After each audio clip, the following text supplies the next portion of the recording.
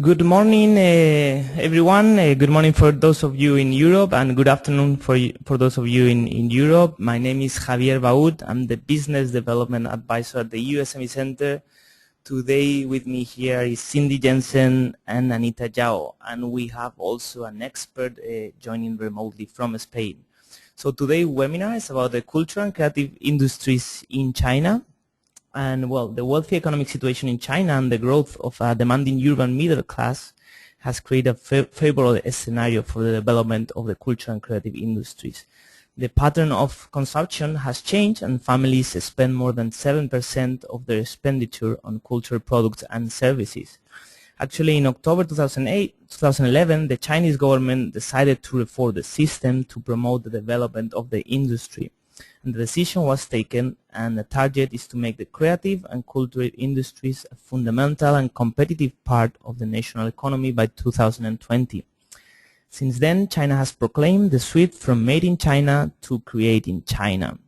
As I mentioned before, today we have Luis Aguirre to make the presentation, but before we start with the presentation, I would like to introduce the platform.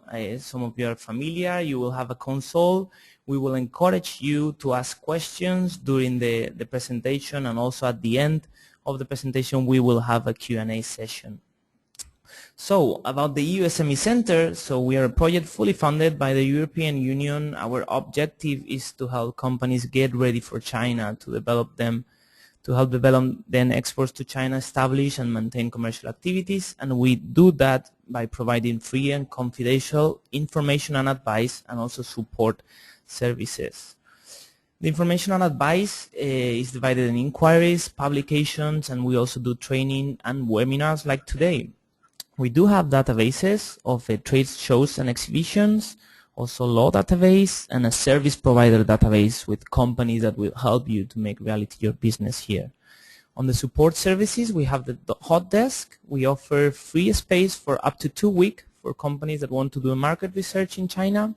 And we also do some matchmaking, networking events, and briefings. So please, if you want to access to all our services, log on into our website, www.usmecenter.org.cn, and you will need to register to get all the services.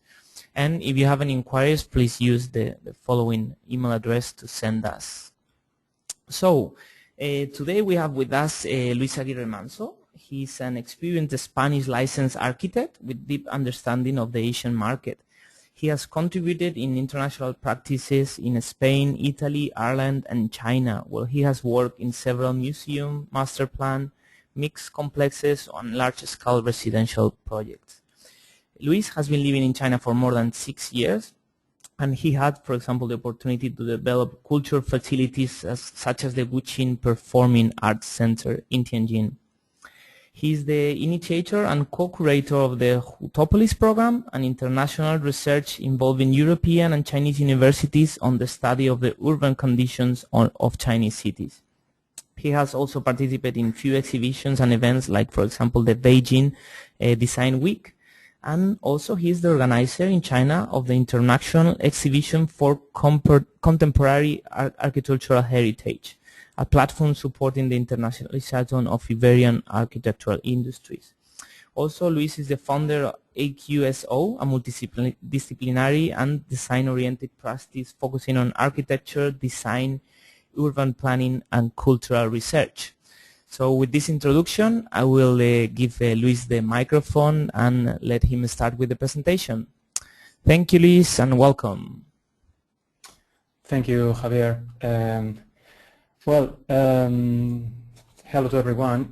Today we're going to get started talking about the creative, cultural, and creative industries in China. This is the overall of the presentation for this webinar. We are going to have an overview of the development status of the industry, analyzing key factors that are compromising the situation of the market. Later we're going to talk about each of the industries comprising the creative and cultural industries in China, and we're going to talk about 3 categories: arts and culture, design, and media. And finally, we're going to talk about challenges and barriers, kind of summarizing everything that we are going to go through in each of the industries. So the first block in this overview of the cultural and creative industries, we're going to consider three factors that are really influencing the way the market is developed. Let's start with the economic growth of the market. The annual growth of the cultural and creative industries is between 6 to 8% of the gross domestic product, as we can see, and is reaching more than 1 billion RMB in 2013. So it's taking a really considerable space in the country's economy. Also, new policies are transforming the state-owned companies into private companies, joint ventures, and in some sectors also foreign companies are starting to play an important role in the industry. So we can see how from 2004 to 2014 the structure of the industries have changed in a very important way. Also, we have to consider the first of the factors affecting how the industry is developing so fast is the fact that many people from rural areas are moving into cities. This is creating a scenario totally new in China. By 2015, it's expecting that the urban population is going to be higher than the rural population. So this is creating a mass market of urban consumers. So we're talking about population with pretty much the same characteristics or willing to spend the same kind of money in the same kind of products, cultural and creative products. These urban consumers also, well, we can see that the population is almost 712 million people, and this urbanization rate is going to increase up to 70% in 2015. So in terms of consumers, we can see that the creative and cultural industries has a really promising future in China. The second factor that is influencing this development is the fact that many people has access to internet in China nowadays. The internet penetration is affecting the way cultural and creative products are accessed by consumers. 42% of the population has internet at the moment. This ratio is increasing, and also many people is connecting to the internet through mobile devices more than PCs. The third situation or factor affecting the industry comes from the government. The Chinese government has realized the potential of this consuming population, and as you said, Javier, is trying to change the made in China into design in China. They want Chinese companies to be competitive in the market and to be creative. But they also realize it's important to take overseas investment and cooperation in order to achieve this goal. So they're trying to promote exchange between countries. They're opening the market overseas, and they're creating also modern industry clusters for these companies to enter the market.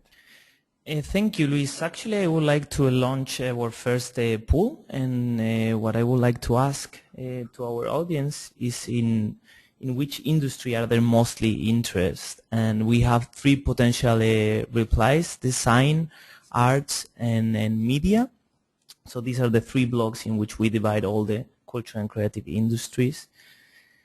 And I will give still some times for the participants to vote, and then I will share the results with you and the audience. So just last few seconds, and yeah, I will close the pool now and then share with you the results. As you can see, there is quite a few of the companies are interested in design, but also in media, and still some of them in the arts. So what you can comment on this, Luis? Okay, good. Yeah, design, I understand, is a very important group of creative industries because focus mainly on services. Some of them also in products, but most of them on services, on consultancy, and that opens collaboration between Chinese companies and European companies. So yeah, I understand why many people is interested in design. Well, we're going to start with arts anyways, right? Okay, please go ahead, Luis. Okay, in this category we have arts and antique market, performing arts, and music. Well, I have to say that the classification of the creative industries is really diverse between different organizations. Actually, is not this group this classification is not followed by the Chinese government, and many creative industries actually are quite interconnected. So anyway, the classification is quite open. Let's start to talk about the arts and antique market in China. It's one of the sectors where we can feel how these wealthy consumers, urban consumers, have made China the driving force of the market in the last few years. The contemporary art market is more vulnerable and is subject to speculation. And in fact, in 2013, there was a recession on the market. Others, like the fine arts, are a more secure segment and keeps growing. China led the global market between 2010 and 2012 in terms of sales. The problem was that this peak point reached revenues of 3.6 billion and later resulted in speculation because many of the artworks were actually not paid. So in 2012, the unsold rate was 53.9%. After that, players revised their strategies, and in 2013 the market went up again almost 20%. So we can see here how China was leading the market, and later on USA was the first country again. All this information came from the auction houses. The main one in China, the most important, is the Polyculture Group. They have another subsidiary company called Polyculture, and is the third largest auction house by revenue in the country. There are also international auction houses operating in China. The most important ones are Sotheby's and Christie's. So we can see how the market also is influenced by overseas companies. In terms of artists, we can see a big difference between those who become international and those who are still only relevant to the Chinese market, because these ones are subject to more speculation actually. The international artists follow more like international rules in this sense. We could say, summarizing, that the main barriers international companies, European companies, will face when entering the market concern legal problems involving creation, exploration, action, authentication, also insurance, tax, sometimes freedom of speech in terms of content of the artworks, and also intellectual property rights. In general, the industry lacks specific laws and transparency. It is expected the implementation of a Western model for the regulation in the future. Actually, because of these big auction houses are already playing an important role in the Chinese market, is expecting that everything will become more international. In terms of locations, Beijing, Hong Kong, Shanghai, Nanjing are the best for art, and Shanghai is one of the first cities to trade with Europe in the 80s, and that's why it's the best location for antique market. There are European dealers, and Art Deco is one of the styles more demanded in Shanghai. We also have to say that taste in general are gradually changing. In terms of kind of artworks, drawings are the most demanded in the Chinese market because they also have a very long background with these techniques. Maybe we can just move to the next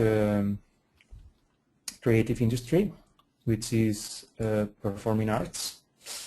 The situation also is very similar to the art market. It's a very promising scenario. Actually, there was a Chinese cultural industry investment fund created in 2012 to promote this industry. The government invested around 20 billion RMB in the entertainment market. And later in 2013, the Chinese government started a campaign against extravagance and austerity.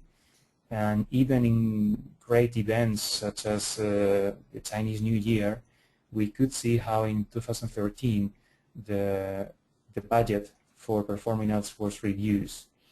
But still, the market is highly potential, and despite the fact that it's government controlled, opens opportunities for European SMEs.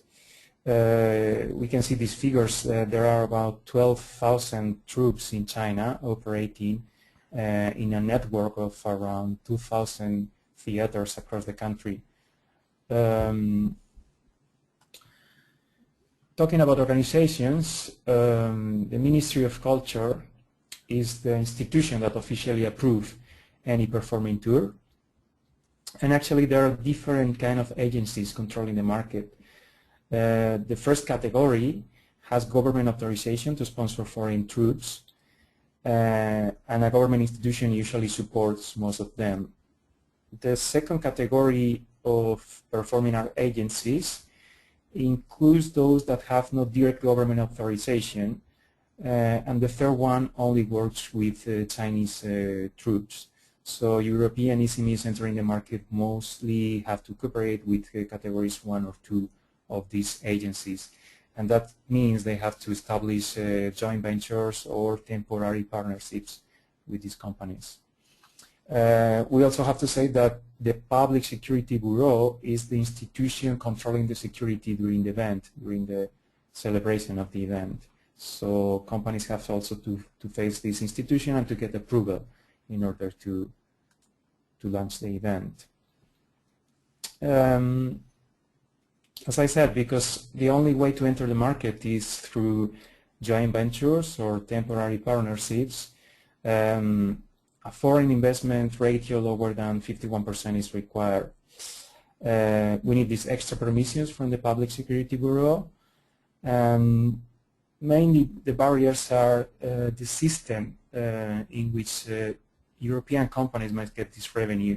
The ticketing services are not really transparent and secure, and some companies entering the market complain about the difficulty to get visas for the artists, because until they get these permissions and they're really sure that the artist can enter the country, they cannot promote the event. Similar situation we find in the next sector, which is music, but here the importance of the internet is really influencing the market. The physical media market for music has never been really significant in China. There was an early development, but collapsed in the middle of the last decade. So the digital market is progressing more quickly, and is the one in which European companies will find opportunities. There is a problem with the legal framework. There is still not an easy system for consumers, for people to buy music legally. That's the main problem, that the Chinese population is not really willing to pay for music at the moment. We can see here another graph of the China internet penetration. China offers a really promising scenario for creative industries. The potential consumer are pretty much all inhabitants in the country, which is 1,300 billions. And from those, around 1,000 billion mobile users are connected to the internet. The 70% of the music sales were made digitally in 2011, so it's telling us how the country is really, this sector is really relying on the internet. There are challenges for European companies entering the market. Those are pretty much about the strategy, how to enter. Since the late 90s, several digital music companies were established in China and many international companies entering the market.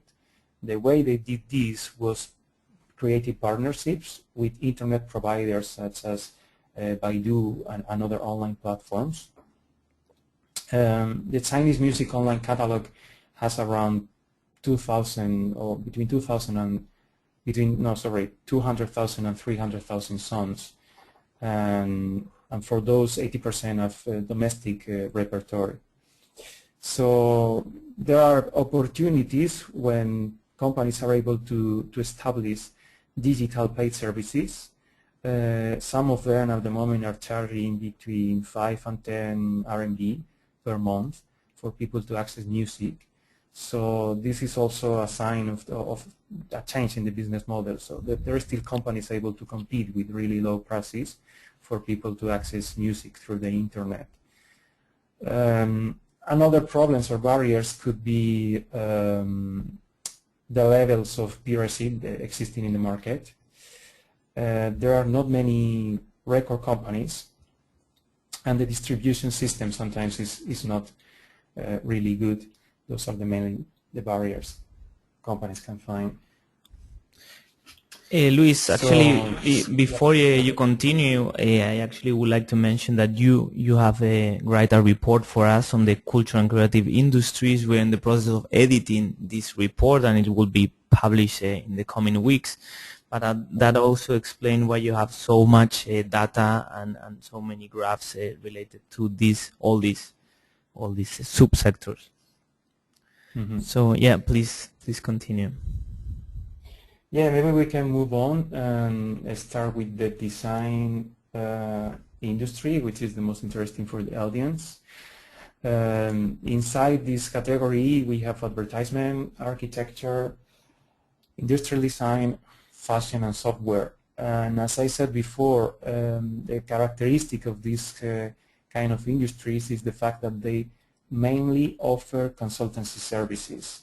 In the case of fashion and software, we can also talk about products, but mainly the services European companies are offering in the market are consultancy. So let's get started with advertisement. We can say that this industry, well, despite the fact that China is a communist country and has controlled economy for many times, advertisement started to develop from the 80s. Before there was a ban on ads, and today you can find them in all kind of media, in newspapers, television, websites, social media, even events with the sponsorships, apps, etc., like in other developed countries. These industries mainly focus on this urban mass, this middle, high class living in the cities. That's the kind of consumer focusing. And because this middle class is trending to online shopping, online advertising is really increasing and actually is taking control of the market. We can see here how 50%, more than half of the advertising revenue came from online last year. There is something significant that happened in 2012, and is that the industry was growing really fast in the first decade, but the market experienced lower rates than the economy's country from 2012. And after that, the market has recovered slightly, and mainly because of this online advertising system. So we can say, as in many other countries in the world, traditional media kit advertisement, mainly newspapers, magazines, etc., touch the lowest level, and online advertisement is growing. Actually, in 2013 was the first time that experienced a negative growth, the newspaper advertisement.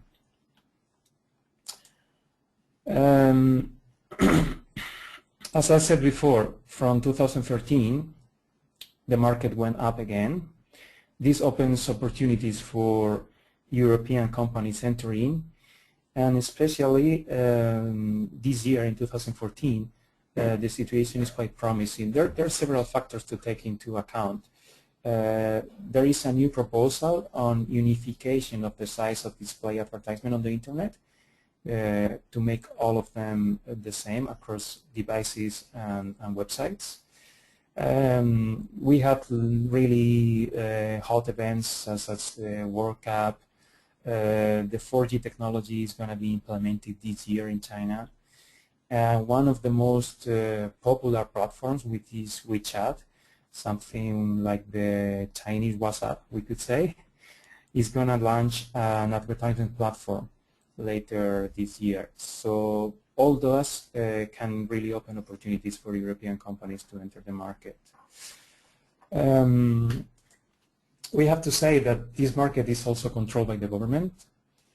The State Administration for Industry and Commerce is the institution able to approve and supervise ads. Sometimes they also ask for some extra information about the product or the company that is producing this product to make sure that it's something that complies with all the regulations. In terms of regulations controlling the market, the advertisement market, there is a law from 1995, but it's important to say that there is a new one that has not been approved yet.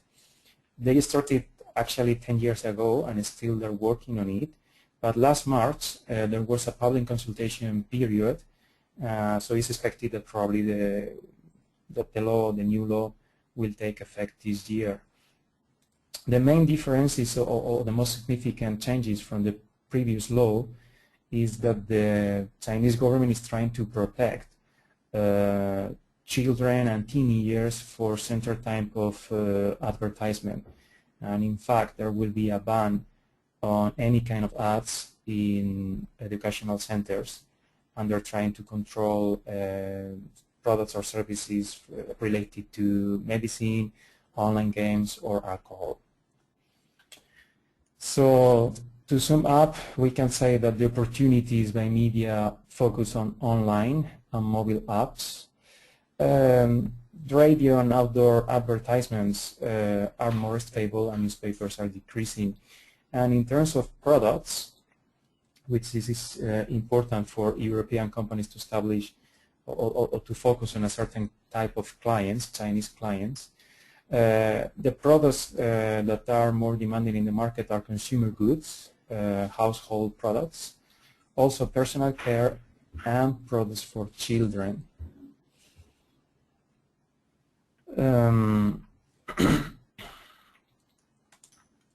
The challenges of this market is the scale.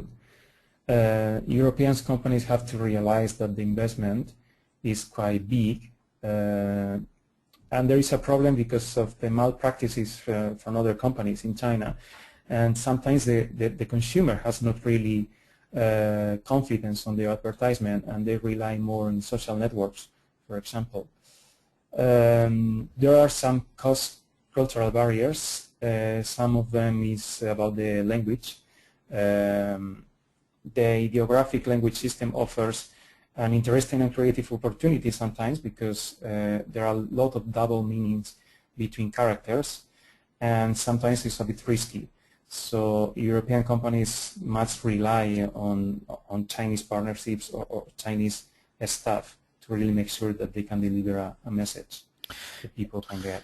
Luis, I think you make here a point that it's very relevant and it is important for the SMEs to understand, and it's about the social media and the important role that is playing in China and how consumers really rely on the local social networks like Weibo and so on, and they really make their consumption based on the opinions of others.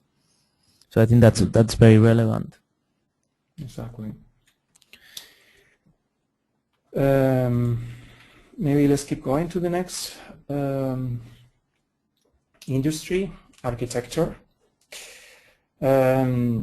We could say about this sector that the construction industry has been a driving force in China for many years, since the 80s. This sector in particular has been growing so much because of the second reason I give you at the beginning of the presentation, the fact that many people from rural areas are moving into cities.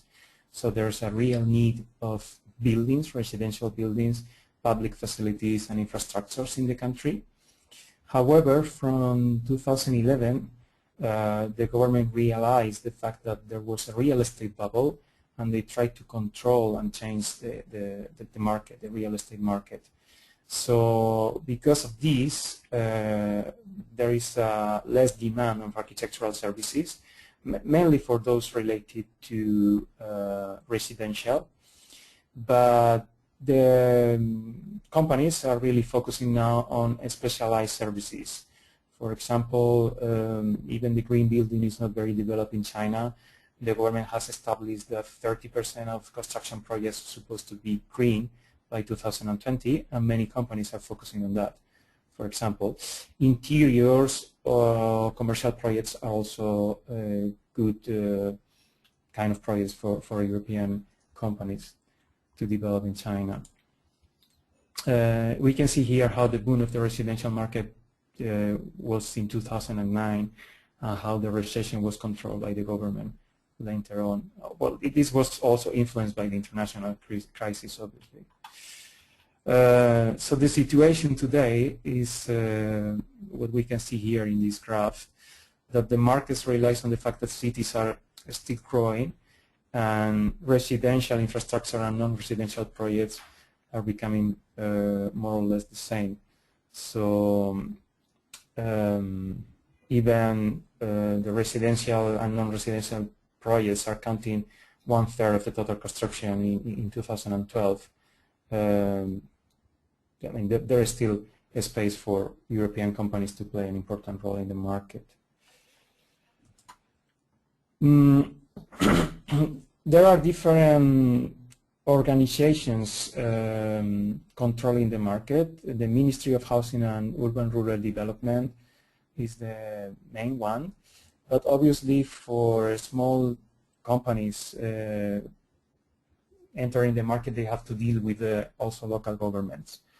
And there are many local design institutes which were like the state-owned enterprises controlling the market in the past, and the collaboration with those are very important. We can see here in this diagram the different stages in which European companies can get involved in the market. Most of them are working as a wholly foreign-owned enterprise, and they operate as consultants, so they can develop concept design projects of any kind, like architecture, but also master planning, interior design, etc. The moment European companies want to take one step up and get involved in developed design, they have to count usually with a design institute, a local architectural company able to give them information about regulations, etc. And the way each company gets involved on what part of the project is quite negotiable, but the design institute is always taking the responsibility. And for those companies aiming to take control of the whole project, there are only two options: either establish a joint venture with a Chinese company already operating in the market, or creating what is called foreign invested construction engineering design enterprise. But the fact is not many European, well, not many international companies have been able to establish this kind of company because the regulations are really restrictive. So most people still work with design institutes and operate as a wholly foreign-owned enterprise. That's the easier to establish the company in China. So we could say that the opportunities is the demand of public and commercial buildings, not as much residential as before. The interior design market is also stable, and actually there are opportunities in retail and residential because in China many residential compounds are built without taking care of the interior design, and private clients hire architects to take care of that part. And barriers are mainly the fact that the construction industry is not really developed. So it's very difficult to achieve Western quality standards. The collaboration between local design institutes or local partners and foreign companies also is complicated, and in many cases ends with the Chinese partner taking control of the project. So it's difficult for European architects to have influence on the execution, on the construction phase of the project. Also, Luis, I would like to ask you a question, and it's how does the fact that the land belongs to the government influences the architecture market in China? Well, it has a strong impact in the sense that many developers are contacting architects before even they have the land, which is a situation is not happening usually in Europe. How this thing works? Basically, developers have to convince the government with a very promising project, or sometimes even spectacular in terms of what it's going to offer to the city. So in order to sell this idea to the government and get the land, they have to use architects to create infographics, to create the project. This doesn't mean that the project is really going to be built that way, but sometimes developers have to use all these systems to get the land and later on start to work on the project. So for architects or for companies working in China, this can be a bit risky because sometimes you are risking with the developer in order to get the land, and if you get the land, you can get the rest of the project. Sometimes you are risking with the developer to get the land, but the moment they got it, they hire a different architect to develop the architectural project. So the companies have to be really careful and understand what the clients are trying to get from you. Sometimes it's not an architectural project, sometimes it's a strategy just to get the land. Yeah. Okay, thank you, Luis. Okay, so maybe we can move to the next sector, which is industrial design.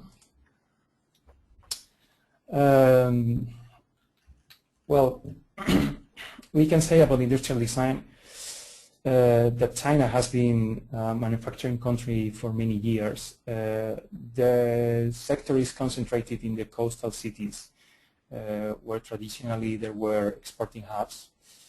And on those places is where you can find most design agencies in China.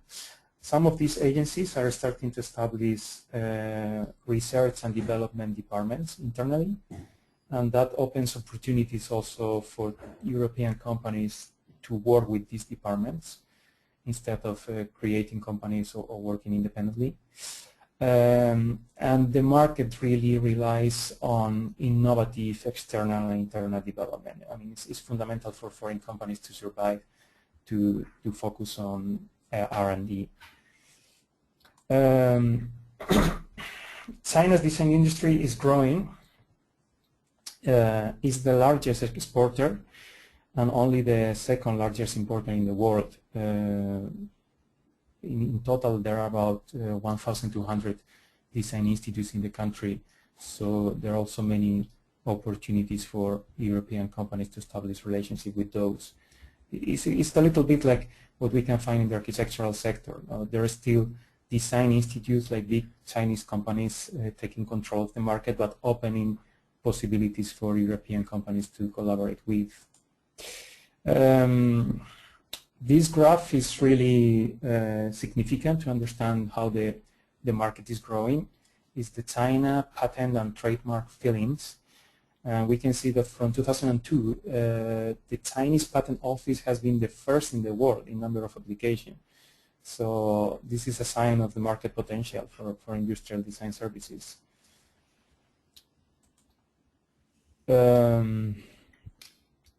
We could say that the barriers for entering the market are mainly that the manufacturing policies are still a bit undeveloped. The country is looking for a strategic consultancy and innovation to succeed overseas. And some problem that some European companies are facing is the fact that creative concepts are not really well recognized by Chinese clients as a benefit. So some clients have concerns that maybe foreigners might not understand their local culture or what the local culture needs. Branding is one of the most demanded services from industrial design companies, where tastes and preferences are really diverse in the market. And more or less the same scenario we can find in fashion, where also China has been a manufacturing country for many years.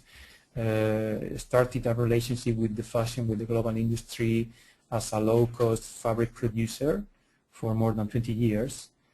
And China was producing pretty much half of the whole world's total fiber production and clothing trade.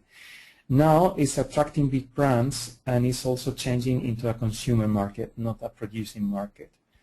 And we have to take into account that fashion is an industry that is influencing other industries as well. Has an impact on retailing, e-commerce, technology, and even tourism. It's very common for Chinese to travel abroad or travel to other cities and go shopping, not just visiting monuments. Here we can see an overview of how the market has been growing. Chinese people spend at the moment more than 1,800 RMB, which is about more than 200 euros per year and per person in clothing. And the consumption of fiber has increasing, and at the moment it's around 20 kilos per person. So we can say the potential of the market of this urban consumer mass.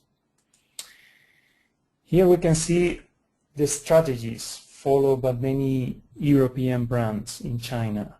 For many years they were producing in China and selling in other developed countries, and that is changing. Some foreign companies find more profitable to produce in less developed countries such as India, Vietnam, Bangladesh, or Cambodia, and sell products in China. And it's important to see how this strategy is not really followed by Chinese firms, only by foreign firms. The Chinese, the market, fashion market in China is totally conquered by European brands, in fact. And middle and low segment has a product mix of foreign and national brands. So for European SMEs entering the market, they will find more opportunities selling luxury and exclusive products. That's the main target for them. Barriers, we could say that the taxation system is not really equal, because Chinese are paying more tax for imported clothes that those produced in China. The market is quite competitive, and they have also to deal with forgery and piracy, because many brands are, you can find many fake products in the market as well. In terms of locations, Beijing and Shanghai are the most important ones. The manufacturing sectors are located in Shenzhen and Guangzhou, but the core market for fashion labels are in the big cities. And also, Luis, like the fashion market seems to be dominated by big European brands, but what kind of problem the SMEs are facing when entering the market? Can you develop a little bit in that sense? Well, for those entering the market for the first time, apart from these problems we were talking about, forgery, the market is really competitive, is the fact that many European companies are not able to produce enough products to enter the market. They're not able to satisfy the demand of Chinese consumers if they want to have, for example, like a space in shopping malls, have little corners to show their products. Many distributors in China are asking for really large collection, really large production of clothes, and some European companies are producing very little amount of clothes per year. So that's something affecting some industries. Yeah, Thank you, Luis. Anyway, as I said, there are opportunities for European companies still if they rely on Chinese companies for distribution and they focus on luxury products, because actually Chinese consumers are really sensitive to brand and they want to know where is the origin of the manufacturing. Mm-hmm. Maybe we can move to the next, which is software. We can say that this is also a sector that is growing, as any other cultural and creative industries.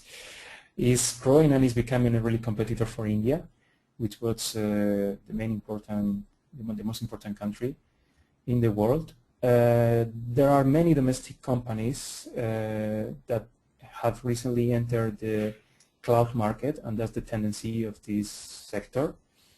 And the industry is transforming to incorporate social, mobile, and cloud products and services. So that's where the European companies will find more opportunities. Here we can see by sales revenue, by different categories, how the most profitable software products are system integration system services at the moment. How big is the market, the software market in China?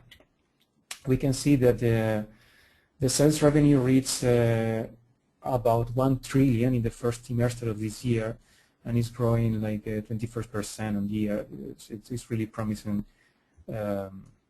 data. Software products are more or less 30% of the market, system integration around 17%, and data processing and operating services are around 17% as well.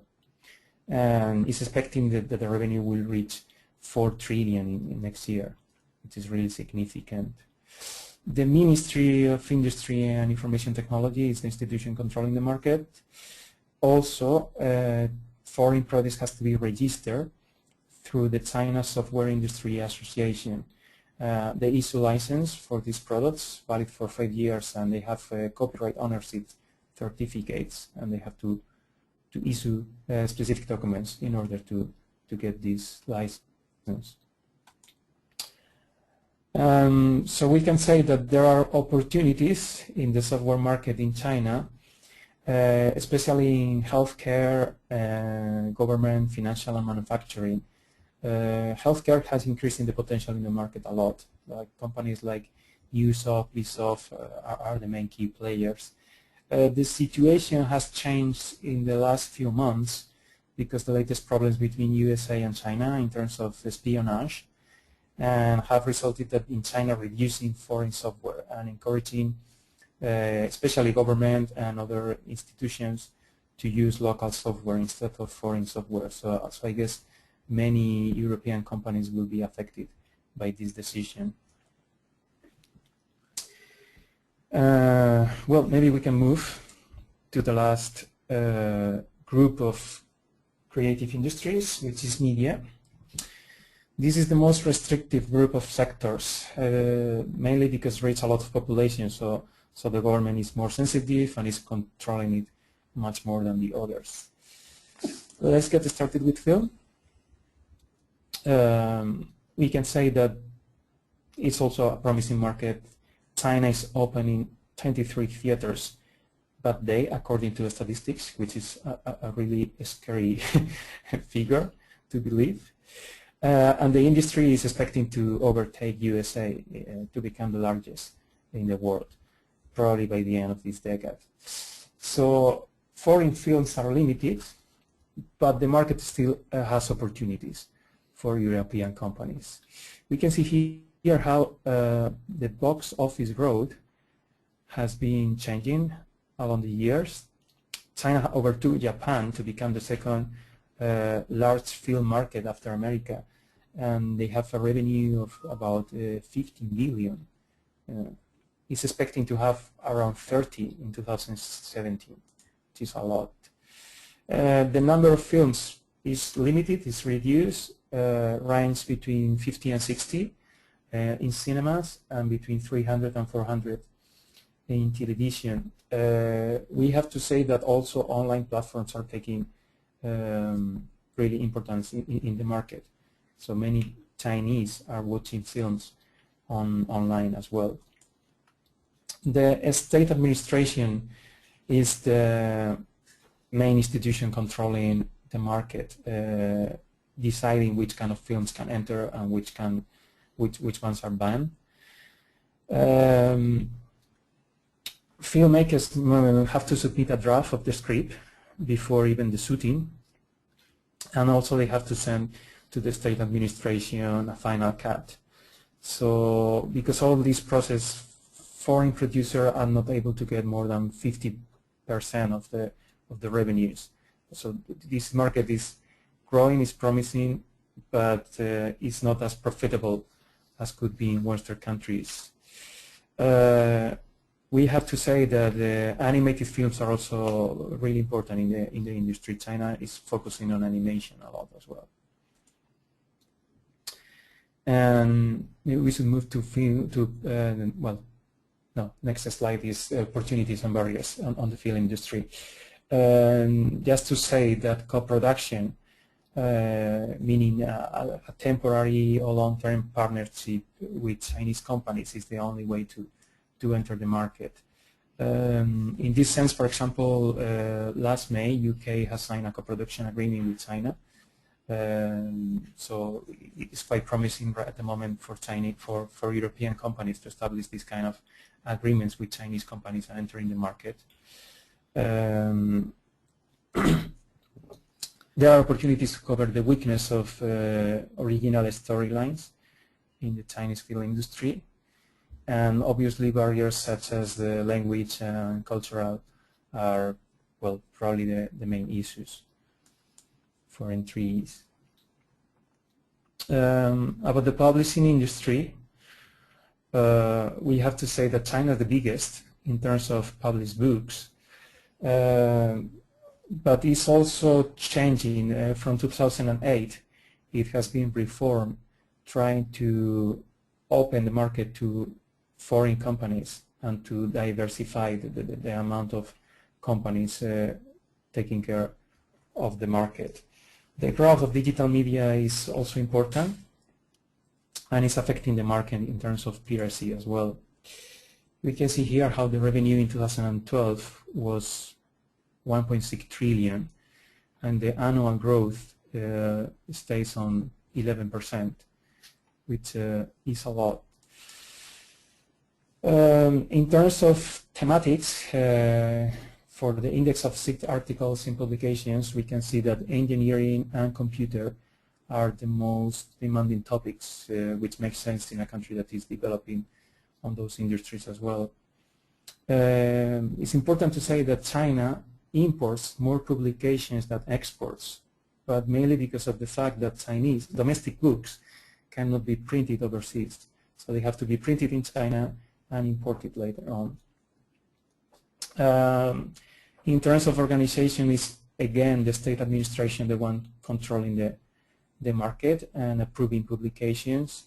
Private capital is restricted, so the only way for European companies to enter the market is establishing a joint venture. But there are many European companies already working in China, and it's quite secure to establish this joint venture with Chinese companies. Another option could be also importing foreign publications through authorized agencies, such as the China National Publication Import and Export Corporation, which is one of the biggest, in fact. So we can say that selling copyrights to authorized publishing houses, either translating publications with local agent or importing, are the main opportunities for European companies to work in China. And the barriers are those restrictions in terms of censorship and control of the market from the government, and piracy, especially in the digital market. In any case, it's expected the liberalization of the market. I mean, there will be more opportunities and ways of cooperation between foreign and local companies in the future.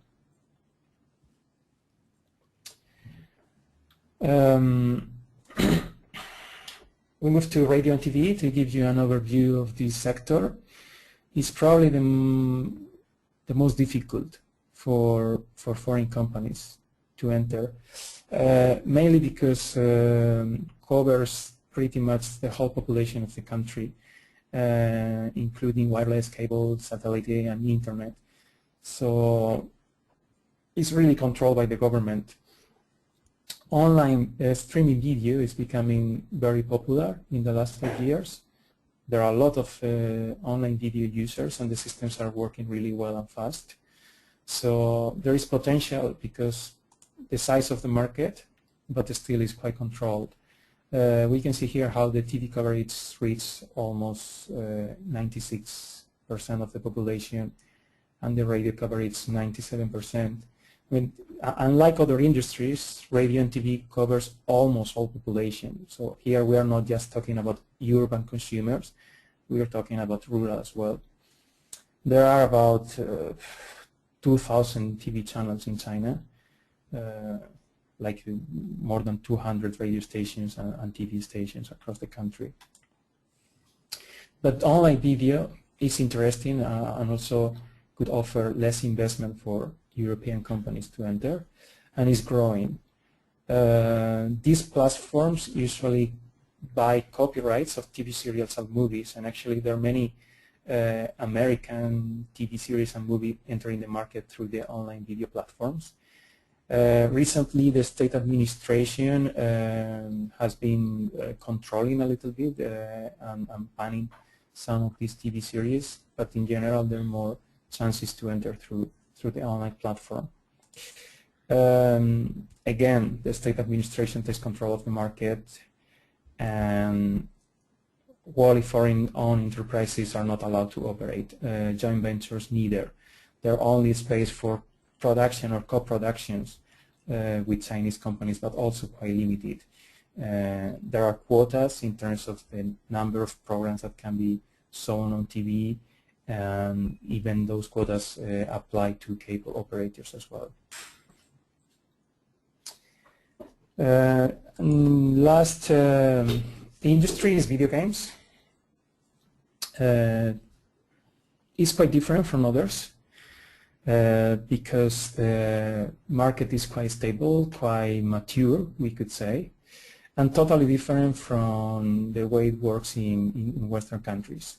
Has become a trend, the online gaming, for many years, and Chinese companies have been really creative and innovative in this business.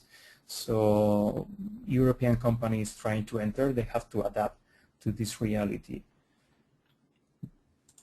In terms of revenue, we can see here how the market has been growing constantly. It reached 81 billion in 2013, and is expected to reach even 113 in 2015. Here there are two institutions controlling the market. One is the General Administration of Press and Publication, and the other one is the Ministry of Information, because they need two kinds of permits in order to operate in China. One for the devices, even though video consoles were banned in China for many years, and other one about the software, about the video game itself.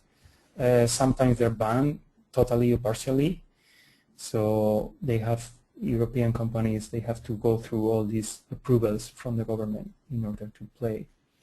The most important thing for those trying to work in China is the fact that they have to go for the Chinese way, in the sense that free-to-play and VIP access are the models that are really working.